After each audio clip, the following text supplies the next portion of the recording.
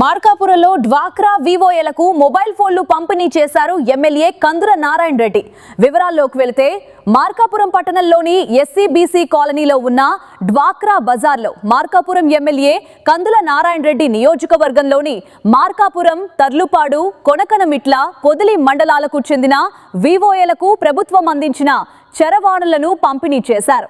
ఈ సందర్భంగా ఎమ్మెల్యే మాట్లాడుతూ ముఖ్యమంత్రి నారా చంద్రబాబు నాయుడు మహిళల సాధికారత కోసం డ్వాక్రా వ్యవస్థను ప్రవేశపెట్టారని తెలిపారు. ఈ వ్యవస్థతో మహిళలు స్వయం ఉపాధితో అన్ని రంగాల్లో అభివృద్ధి సాధిస్తున్నారని పేర్కొన్నారు.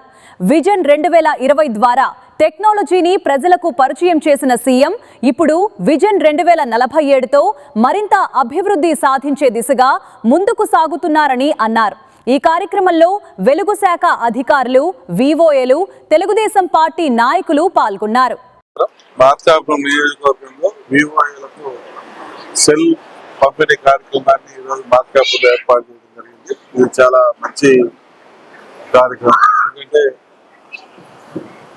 స్త్రీ శక్తిని కూడా అప్డేట్ చేస్తూ ఎప్పటికప్పుడు స్త్రీలు, మహిళా సోదరీమణులు వాళ్ళకున్నటువంటి పనుల ఒత్తిడిలో అన్ని కూడా చేయాలంటే ఇబ్బంది పడతా ఉన్నారు. కాబట్టి సెల్ ఇస్తేనే కొంత స్పీడ్గా అన్ని సమస్యల్ని కానీ అలాగే ఇంటి మీద సర్వేలు కానీ ఇటువంటివి ఏం చేయాలన్నా సెల్ ద్వారా అయితే స్పీడ్గా చేయగలుగుతారని మన ముఖ్యమంత్రి గారు గ్రహించి ఈ యొక్క సెల్ ఫోన్ల పంపిణీ అనేది రాష్ట్ర వ్యాప్తంగా చేపట్టడం.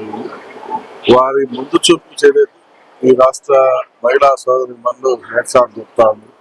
ఎందుకంటే ఒక సెల్ ఇచ్చి సెల్లును ఏ రకంగా ఉపయోగించాలి అనేటువంటి విషయాన్ని ప్రతి మహిళకు తెలియజేసి ఆ పరికరాన్ని ఉపయోగించి ఏ రకంగా ఈ రాష్ట్రానికి అవసరం, ఆ అవసరానికి అనుగుణంగా పనిచేయించే తీరుని మహిళా సోదరి మనం ప్రశంసిస్తా ఉన్నాం.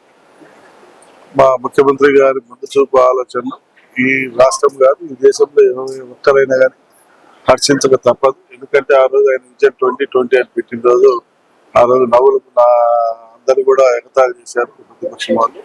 కానీ విజన్ 2020 సక్సెస్ అయిన తర్వాత విజన్ 2047 అంటే ఈ విజన్ 2047ని సక్సెస్ చేసేదానికి మహిళా సోదరీమణులు ఎంతో ఉత్సాహంతో ముందుకు రావటం అనేది చాలా ఆనందించదగ్గ విషయం. ఈ డాక్రా వ్యవస్థను పుట్టించినటువంటి మా చంద్రబాబు నాయుడు గారు నిండు నూరేళ్లు జీవించాలని, నిండు నూరేళ్లు ఆయన ఈ రాష్ట్ర ప్రజలకు ఆయన సేవలు అందించాలని మా మహిళా సోదరులు కోరుకుంటారు.